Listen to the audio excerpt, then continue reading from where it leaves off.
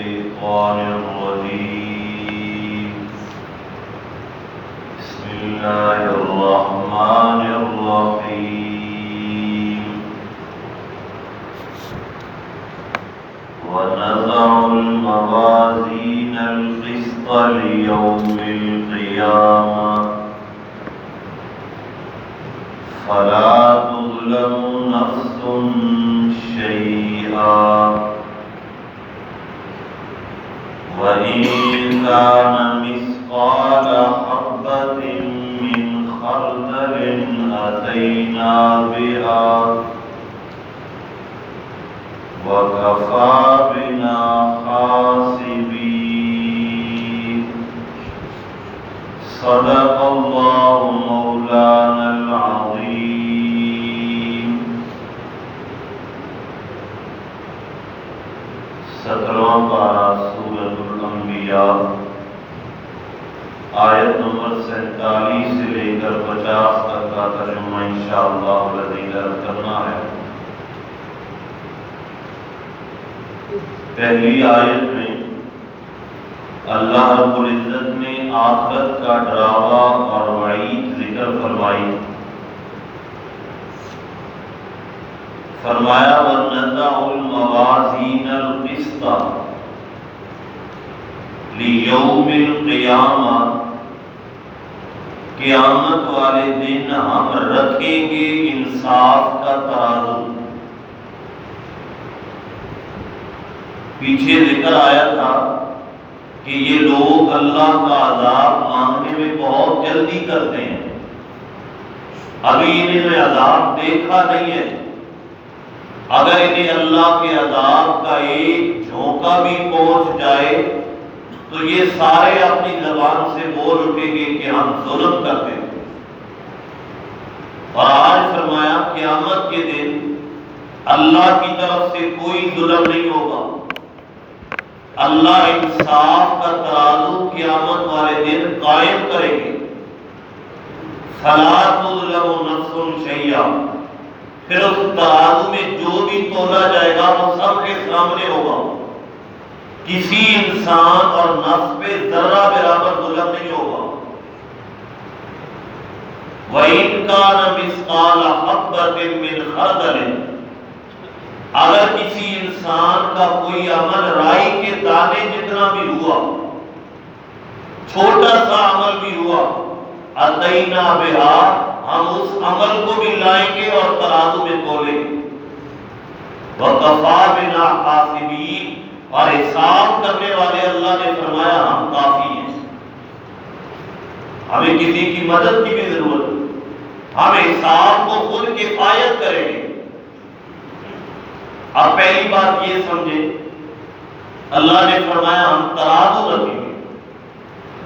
ترازو میں تو وہ چیز تولی جاتی ہے جس کا کوئی وزن اور وجود ہو.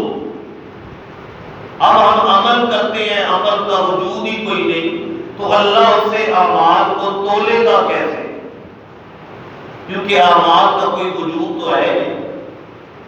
اس میں قرآن کی تفسیر اور حدیث کے شارحین نے بہت سارے اقوال پیش کیے.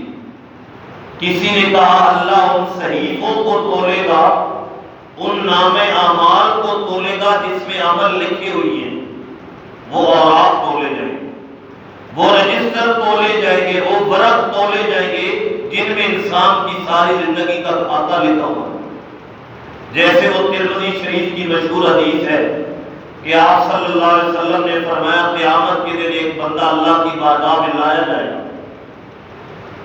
پھر اس کے گناہوں والے سارے سجلات اور بڑی بڑی فائلیں ہوں گی, اور 99 فائلیں بڑے بڑے گناہوں کی سامنے لائی جائیں گی. انہیں ترازو کے ایک پلڑے پہ رکھا جائے گا. بندہ کانپ رہا ہے, ڈر رہا ہے کہ آج کیا ہونے والا ہے. پھر اس کے بعد اللہ فرمائے گا کہ میں نے تیرے اوپر کوئی ظلم تو نہیں کیا, میرے فرشتوں نے کوئی زیادہ گناہ تو تیرے نہیں لکھ لیے جو تو نے نہیں کیے. تیرے اوپر کوئی ظلم اور اگر برائی کا اندیشہ ہے تو بتا دے. کہے گا میرے مولا کوئی ظلم نہیں, یہ سارے گناہ میں نے کیے. اب اندر اندر سے بندہ ڈر رہا ہے اتنے زیادہ گناہ اب تو سیدھا جہنم میں جاؤں گا. وہ ڈرتے ڈرتے بولے گا یا اللہ یہ سارے گناہ میں نے کیے ہیں اور میری زندگی میں یہ سب موجود. پھر اس کے بعد اللہ فرمائے گا تیری کوئی نیکی رہ تو نہیں گئی جو ہم نے شامل نہ کی ہو. وہ کہے گا نہیں یا اللہ کوئی نیکی نہیں. اللہ فرمائیں گے تیری ایک نیکی ہے ہمارے پاس, آج آپ ظلم نہیں کرتے, وہ ایک نیکی اس کی لے اور جو علیحدہ پڑی ہے, وہ ایک کاغذ کا ٹکڑا بطاقہ لایا جائے گا حدیث کے لفظ میں, اور اس کے اوپر اس کی یہ گواہی لکھی ہوگی اشہد ان لا الہ الا اللہ واشہد ان محمد رسول اللہ. یہ گواہی اس کے اوپر لکھی ہوئی ہے. جب وہ ایک بطاقہ اور کاغذ کا ٹکڑا لایا جائے گا, بندہ کہے گا میرے مولا ادھر 99 بڑی بڑی فائلیں, ادھر کاغذ کا ٹکڑا, مقابلہ کیا ہے؟ اللہ فرمائے گا آج ظلم نہیں ہوگا. تولتے تو ہے, نکلتا کیا ہے؟ ہم تولتے تو ہے, ظلم نہیں کرتے. جب ایک طرف 99 فائلیں اور رجسٹر بڑے بڑے گناہوں کے بھرے ہوئے, ادھر کاغذ کا ایک ٹکڑا رکھا جائے گا تو وہ اللہ کے حکم سے کاغذ کا جو ٹکڑا اور بطاقہ جس پر اس کے کلمہ شہادت کی گواہی ہے وہ جھک جائے گا اور گناہ والا پلڑا اٹھ جائے گا. اب یہ وزن کس کا ہو رہا ہے؟ ان کاغذ اور نامہ اعمال کا جن میں انسان کے اعمال لکھی ہوئی. یہ ایک قول ہے. اور دوسرا قول یہ بھی ہے کہ جس بندے نے گناہ اور نیکیاں کی ہیں اس کا وزن کیا جائے گا. انسان کا وزن ہونا ہے, ادھر اس کے اعمال کا وزن ہونا ہے. اس کا بھی حدیث میں ثبوت ہے. اور تیسرا ایک قول ہے جو سب سے بہترین اور مشہور قول ہے کہ اللہ تعالی اعمال ہی کا اپنا وزن کرے گا. نہ نامہ اعمال کا وزن ہونا ہے اور نہ بندے کا وزن ہونا ہے, وزن اعمال کا ہونا ہے. لیکن سوال یہ اعمال کا تو کوئی وجود ہی کوئی نہیں, ان کی تو کوئی جسامت اور طول و عرض ہی نہیں, وزن کیسے ہوگا؟ تو اس کا آسان جواب یہ ہے اللہ قادر ہے, اللہ کر سکتا ہے. اللہ اس کے اعمال کو شکل دے دے, اللہ اس کے اعمال کو کوئی نہ کوئی صورت دے دے اور اس صورت کو اللہ پھر بدل کر کے توڑ لے اور پھر اس کا حساب چکا دے. جو نیک اعمال ہے اللہ انہیں نور کی شکل دے دے, برے اعمال ہے اللہ انہیں ظلمت اور سیاہی کی شکل دے دے. اللہ کے لیے تو کوئی بعید نہیں ہے. جیسے آپ صلی اللہ علیہ وسلم نے فرمایا, ایک آدمی آپ کے پاس آیا اور عرض کیا میرے بہت سارے غلام ہیں, وہ میرے غلام ایسے نافرمان ہیں, میرے ساتھ جھوٹ بھی بولتے ہیں, خیانت بھی کرتے ہیں اور میری نافرمانی بھی کرتے ہیں. ظاہر بات ہے جب مجھے تنگ کرتے ہیں میں انہیں مارتا بھی ہوں, میں انہیں برا بھلا بھی کہتا ہوں, سزا بھی دیتا ہوں. اب قیامت والے دن مجھے بتائیں میرا اور ان کا معاملہ کیا ہوگا؟ آپ نے فرمایا قیامت کے دن وہ جو تیرے ساتھ نافرمانی کرتے ہیں, جھوٹ بولتے ہیں, خیانت کرتے ہیں, ان کے گناہ بھی تولے جائیں گے اور تیری سزا بھی تولی جائے گی. اگرچہ تیرے گناہ اور تیری سزا اور ان کے گناہ برابر ہوئے تو پھر تو معاملہ رفع دفع ہو جائے گا, تیرے اوپر نہ کوئی دینا پڑے گا نہ لینا پڑے گا. اور اگر تیرے جو سزا ان کو دی جا رہی ہے ان کے گناہوں سے کم ہوئی تو یہ تیرے لیے ثواب کا باعث بنے گا کہ ان کی نافرمانیاں گناہ زیادہ ہے, تیری سزا کم ہے. اور اگر خدا نہ خواستہ تیسری صورت ہوئی کہ ان کی نافرمانی کم ہوئی اور تو نے انہیں برا بھلا زیادہ کہا ہوگا, زیادہ مارا ہوگا, زیادہ گالیاں دی ہوگی, تو پھر تو نے جو زیادتی کی ہے اس کا بدلہ اللہ تجھ سے لے گا.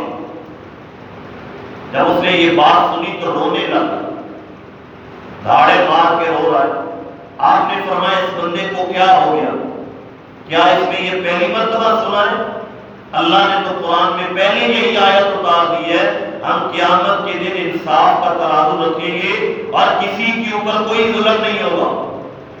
وہ کہنے لگا یا رسول اللہ جب اتنا سخت معاملہ ہے تو میرے اور میرے غلاموں میں بہتر صورت یہ ہے کہ میں آپ کو گواہ بنا کر ان تمام غلاموں کو آزاد کر رہا ہوں.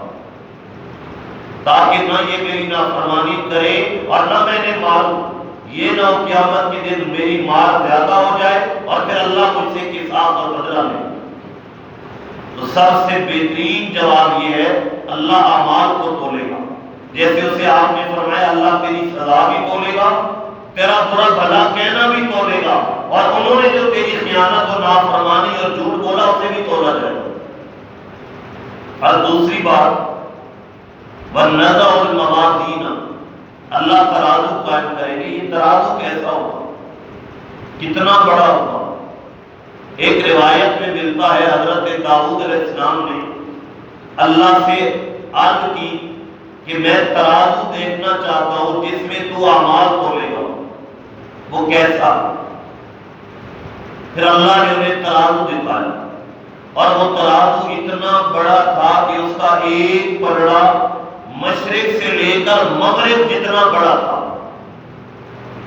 جب انہوں نے اتنا بڑا ترازو دیکھا تو وہ بے ہوش ہو کے گر پڑے، افاقہ ہوا، عرض کی اللہ اتنا بڑا ترازو کا ایک پلڑا، کون بندہ ہوگا تیرا جو اسے نیکیوں یا گناہوں سے تو بھرنے والے بہت ہیں، نیکیوں سے کون بھرے گا؟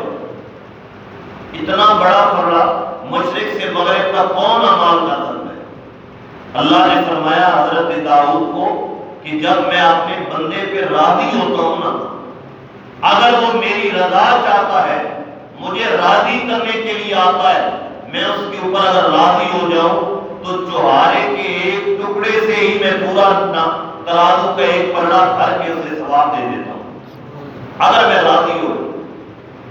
چوہارے اور کھجور کے ایک ٹکڑے پہ یہ ثواب بھر کے دے دیتا ہوں، میرے سامنے کوئی کمی نہیں۔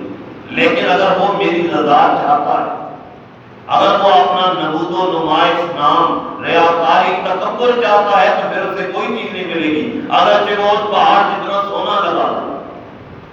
فرمایا ہم ترازو رکھیں گے انصاف والا قیامت کے دن، فلا تظلم نفس شیئا، پھر کسی پہ ظلم نہیں ہونا۔